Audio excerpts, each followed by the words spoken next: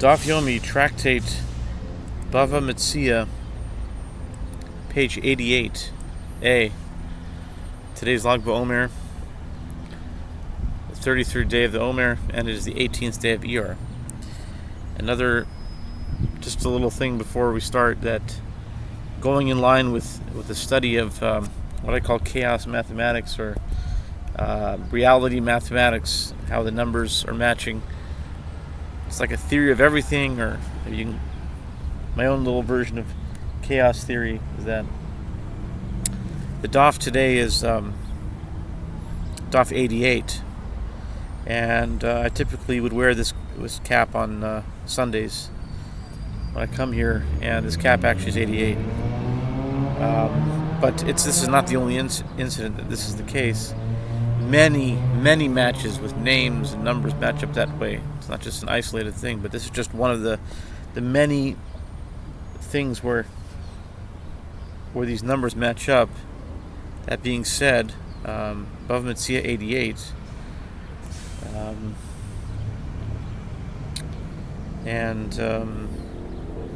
top of the page with the words Ad Shireh Pnei Habayis, until it sees the front of the house through which people enter and exit, and it is brought into the house through that entrance, as it is stated in the formula of the declaration of the tithes. I have removed the consecrated from the house. Ba'arti HaKodesh min Habayis, Deuteronomy 26:13. This is interesting that Deuteronomy 26, today is actually May 26th. And on May 26th, on the 88th Daf, we come to Deuteronomy 26, which is, today's May 26th, which the Daf is 88, which this occurs on this Daf. It's another aspect of chaos mathematics, where the numbers match exactly, which indicates that the obligation to tithe produce whose purpose has not yet been designated applies only when it is brought into the house. Rabbi Yochanan says, and just ate by Rabbi Yochanan Hennig last Friday night. So it's another, I think they're endless. The other ones, Rabbi Shimon Bar Yochai, is in Beit I'm learning Rabbi Shimon, even though they're very common, but still, they're not on every daf. But they do happen to be on the dafs that these days come out on. So this is just another example of how things line up very well. Rabbi Yochanan says, even bringing produce into the courtyard determines that the production process of the produce has been completed, and that the produce is therefore subject to tithes, as it is stated in the confession of the tithes. And I've given to the Levites. I've given to the Levites, the Levite, the stranger, the orphan, the widow, and they shall eat it in your gates and be satisfied. Deuteronomy again 26. We have there. The Gemara asks, but according to Rabbi Yochanan also, isn't it written from the house? The Gemara answers, he could have said to you that the term house is not to be taken literally. Rather, it indicates that bringing untithed produce into a courtyard is similar to bringing it into a house, in the following way: just as a house is a secured area, so too the courtyard must be secured. An area that is accessible to public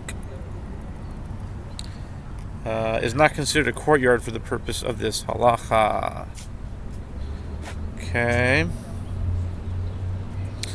Rabbi Yanai Nami, and the Gemara asks, and according to Rabbi Yanai also, isn't it written in your gates? The Gemara answers, the term is necessary to teach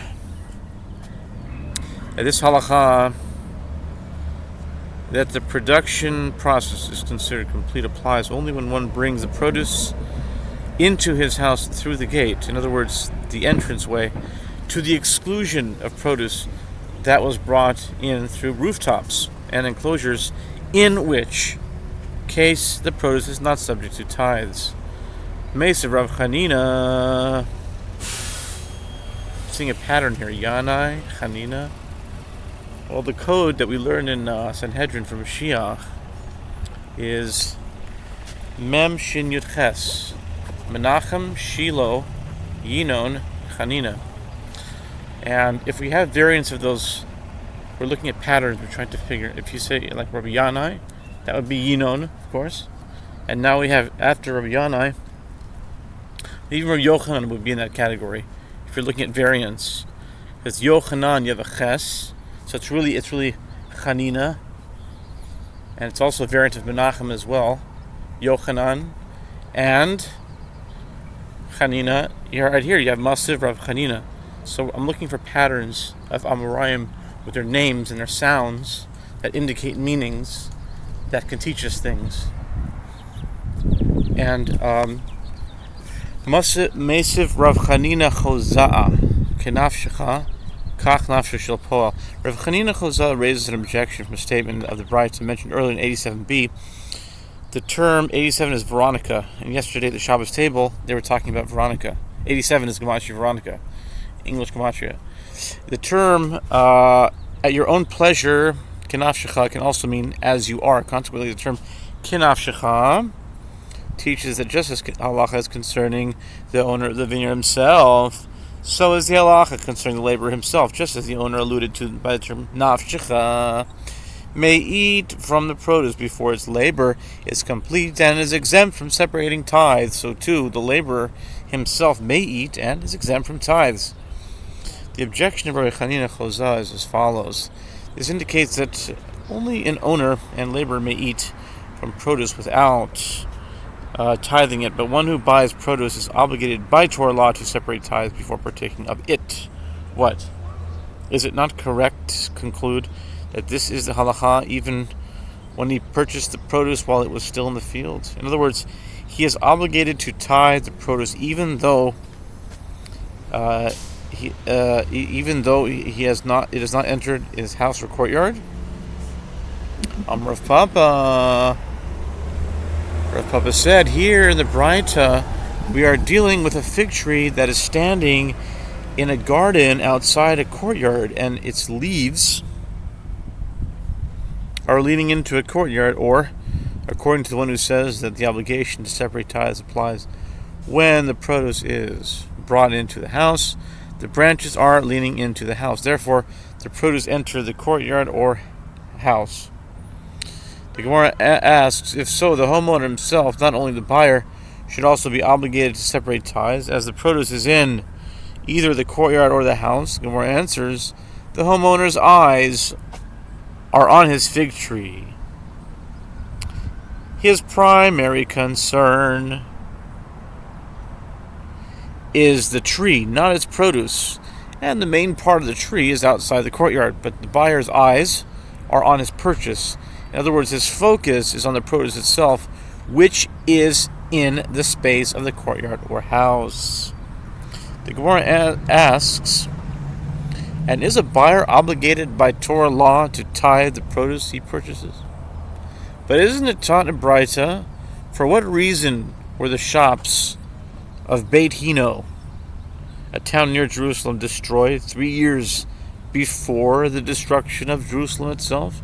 It was because they based their practices strictly on matters of Torah. In other words, they did not adhere to rabbinic safeguards. The Braita explains that they would say, okay, that concludes 88a.